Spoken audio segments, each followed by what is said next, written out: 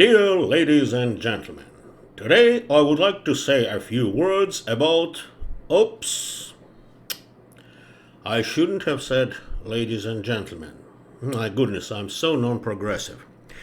Today, as far as I know, not according to the science but according to the dominant ideology, there are way more genders than those that can be denoted as ladies and gentlemen. So, probably, ladies and gentlemen, is a very disgusting, conservative, and maybe even racist address. I shouldn't use it. Sorry. So, how should I address my audience? Hey, dudes. That probably would be better, right? Okay, so, hey, dudes. Today I would like to say a few words about the so called decolonization of Canada. Should I probably call it decolonization? Because decolonization should probably mean the change of the name. But okay, let's leave it aside.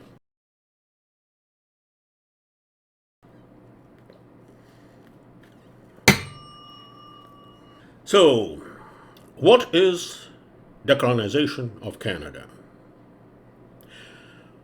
During the last 10 years, and during the tenure of our beloved Prime Minister Justin Trudeau, this has been our slogan, our God-given motto. Oh, sorry, I shouldn't mention God. That's too bad. I'm sorry, I'm a stupid old man. What can I do? Anyway, this has been a slogan of the so-called progressive Canadians. Of course, I could have told you what I think about it. As a historian and as a proud citizen of Canada, but to do that, we need to have freedom of speech.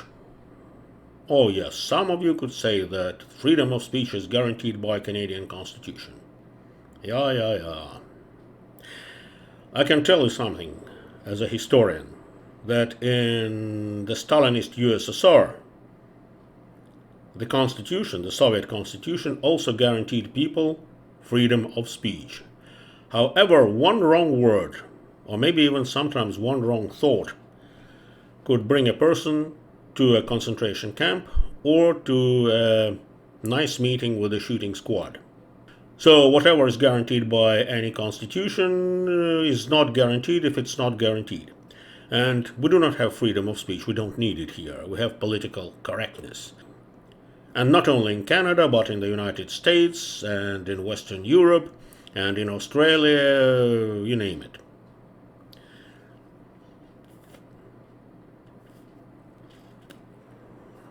Sorry for smoking, by the way.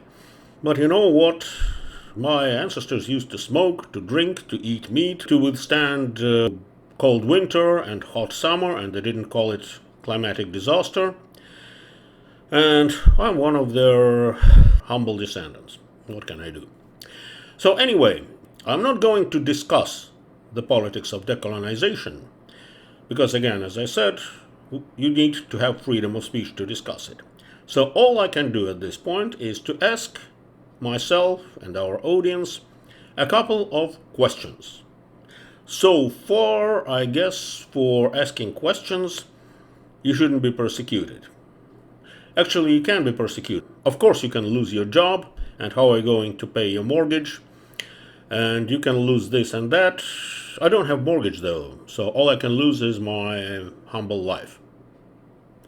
So let me take the liberty of asking a few questions. So question number one, what are our politicians inspired with when they're talking about decolonization of Canada? Of course, the example of African countries and also such American countries as Haiti or Jamaica. All of them have been decolonized at some point. And the results we all know. There is one problem with Canada though. The amount of the descendants of European colonists is a little bit too high than it was in Jamaica, than it was in Haiti, than it was even in South Africa or Zimbabwe. Of course, one can solve that problem as well. To do that, one need to encourage people to use drugs. One need to spoil their character so that they wouldn't create families. You need to do some other things to them so that they stop reproducing, and finally the problem would be resolved.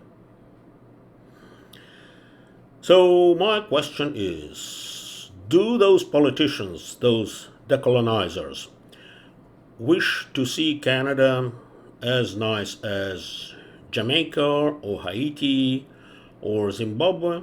I don't know. I'm just asking that question. Question number 2, and it bothers me a little bit more.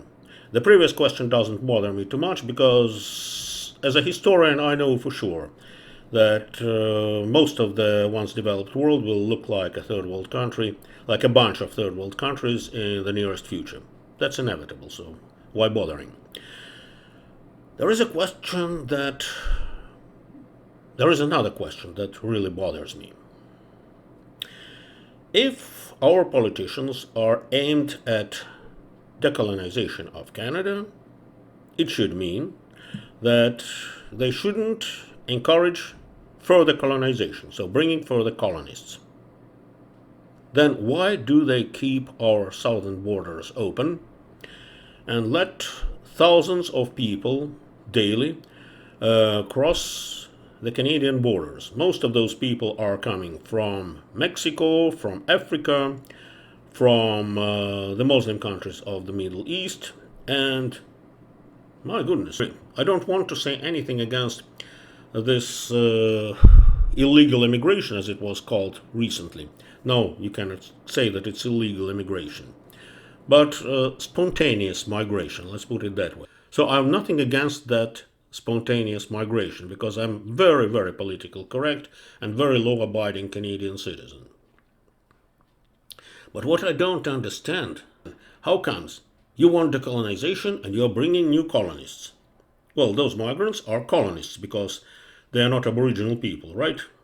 And by the way, sub-question, have they asked Aboriginal people of Canada whether they would like those people to come or not? Again, God forbid, I'm not against that.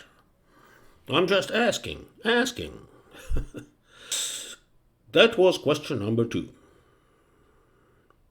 Anyway, you know what? I'm confused about that. Question number 3, and it makes me feel confused as well.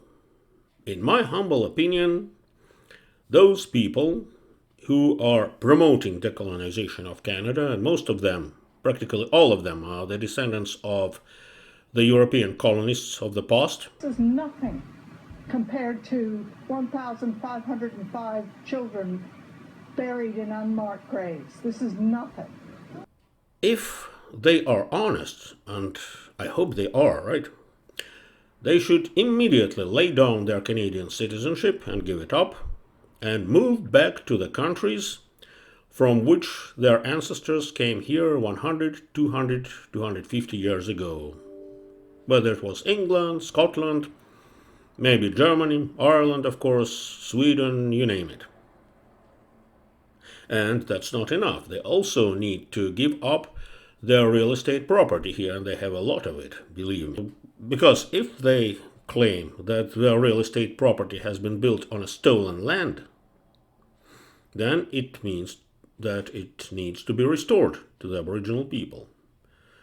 So leave everything behind and go back to Europe with nothing, just like your ancestors who came here from Europe, having nothing behind them.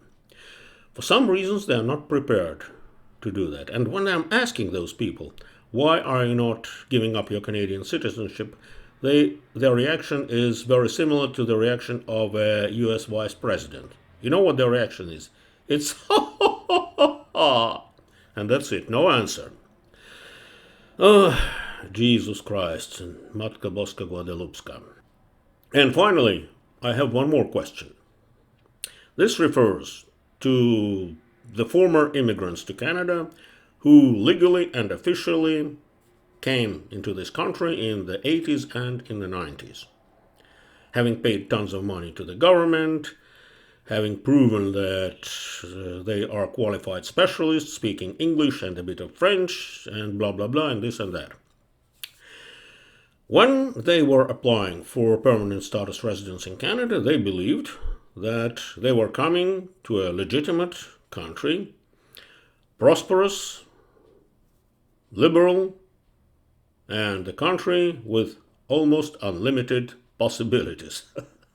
Oh, God.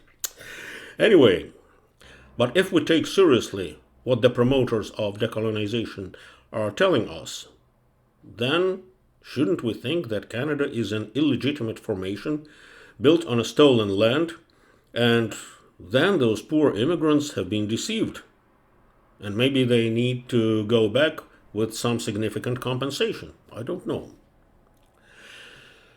So all those questions remain unanswered. And I hate saying that, but if they remain unanswered, people may think that the promoters of decolonization are not honest. And there are some other words that may come to someone's mind. Those words are hypocrisy and provocation. Really, those who do not want to do anything good to the people of any country, they usually are trying to separate those people and divide them. Divide et impera. A very old slogan. So, to provoke hostility between the descendants of the newcomers and the Aboriginal people, between the adepts of decolonization and those who are against it, and. Very, very dangerous.